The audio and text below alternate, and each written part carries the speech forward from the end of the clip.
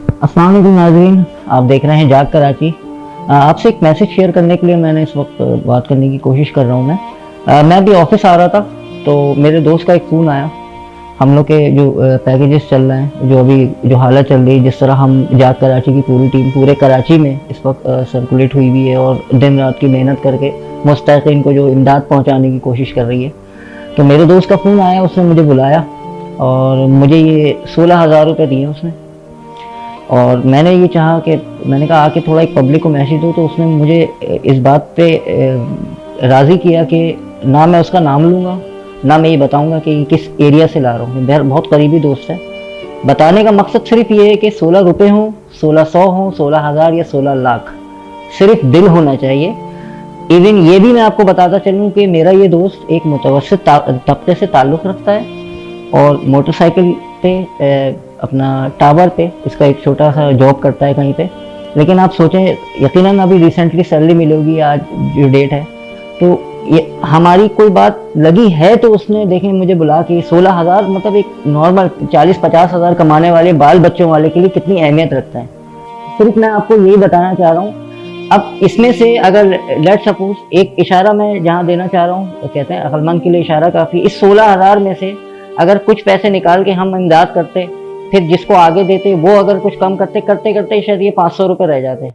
तो जो भी एड हुकूमती या कहीं से भी अनाउंस होती है तो वो आवाम तक पहुँचते पहुँचते क्या रह जाती है, वो आजकल की वीडियो में आपके सामने है कि ऐलान हुए थे 20 लाख बैग्स के और मिल के आ रहा है एक पहुँचाओ पर। तो मैं अभी उस बारे में नहीं जानना चाहता कि इस वक्त कौन क्या नहीं कर रहा। हमारी इंटेंशन सिर्फ ये है कि इस वक्त कौन क्या कर रहा है और कौन क्या कर सकता है। तो मैं भी, पूरी जाग कराची की टीम इस वक्त तमाम फलाही इदारों को बहुत अप्रिशिएट कर रही है। हम खुद भी दिन रात लगे में, और हम सिर्फ आप लोगों को जो बार बार एक बार मैसेज करने का मकसद सिर्फ ये है कि आप लोग अपने मोहल्ले के, अपने रिश्तेदारों में, अपने इतराफ़ में देखें, मोहल्ले की राशन की दुकानों में पड़ा हुआ रजिस्टर उठा के देखें जिन्होंने 2-2 महीने से उधार मतलब उनका बढ़ा हुआ है और अब राशन वाला भी नहीं दे रहा। तो आप उनकी मदद करें।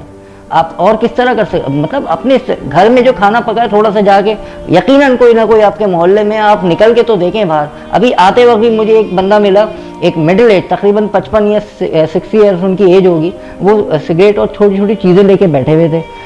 बिल्कुल सामने उनके कोई फलाही इदारे की गाड़ी थी या कोई मुखैर हजरात थे, वो खाना तकसीम कर रहे थे। तो मैं उनके पास रुका, मैंने उनसे चीज़ पूछी। उन्होंने एक जो चीज़ 20 रुपये की, उन्होंने कहा बेटा 30 रुपये की। तो मैंने कहा अंकल आप क्यों? कह रहे बेटा हम मजदूरी करते थे लेकिन अभी काम नहीं है, तो जाहिर सी बात है बच्चों का पेट पालना है। सफ़ेद पोश की मैं आपको एक मिसाल दे रहा हूँ आज की लाइव।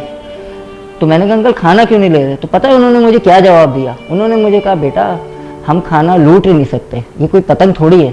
अब जिस तरह बोले ना, शायद उनको ज़्यादा ज़रूरत है, हालांकि उनके घर में भी बच्चे थे।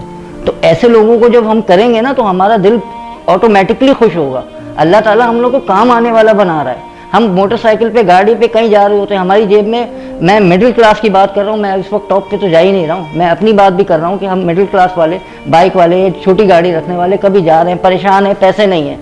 एकदम से आपने रोड क्रॉस किया, एक बंदे को क्रॉस किया, अल्लाह ताला ने आपके फ़ौरन डाला, आपने एकदम से गाड़ी रोक के पीछे देखा तो आपको लगा कि नहीं यार ये कोई परेशान है, गाड़ी घुमा के वापस लाया। आपने पूछा, अपनी तौफीक से, अपनी इस्तात से ज़्यादा दिया। जब आप निकल रहे होते तो आपने खुद नोट किया होगा कि आपके चेहरे पे और आसमान को देखते हुए क्या स्माइल होती होगी, क्या सुकून, क्या रूहानी सुकून मिलता होगा।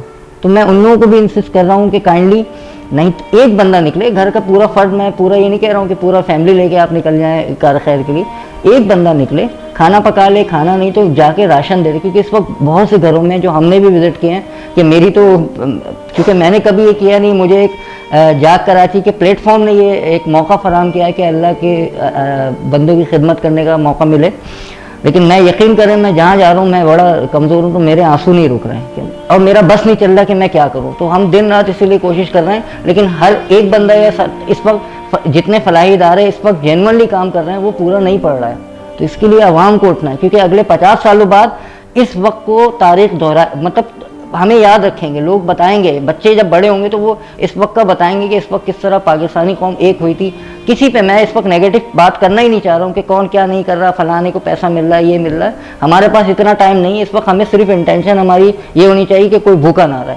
तो मेरे फिर आप लोगों से एक रिक्वेस्ट है कि जैसा हो, जिस तरह हो, जहाँ आपका दिल माने आप वहां पे कर लें अपनी हस्बी, क्योंकि देखें रिस्क बांटेंगे अल्लाह ताला और ज्यादा देगा। अल्लाह ताला से बड़ा को तो कोई नहीं है ना, रिस्क देने वाली जात भी अल्लाह ताला की है। तो बस एक छोटा सा मैसेज कन्वे करने का मकसद ये पैसा दिखा के शोषा करना नहीं है, सिर्फ बताना है कि थोड़ा थोड़ा भी करेंगे तो इंशाअल्लाह ताला मेरे पाकिस्तान में कोई भी भूखा नहीं सोएगा। देखते रहिए जाकर। अस्सलाम वालेकुम।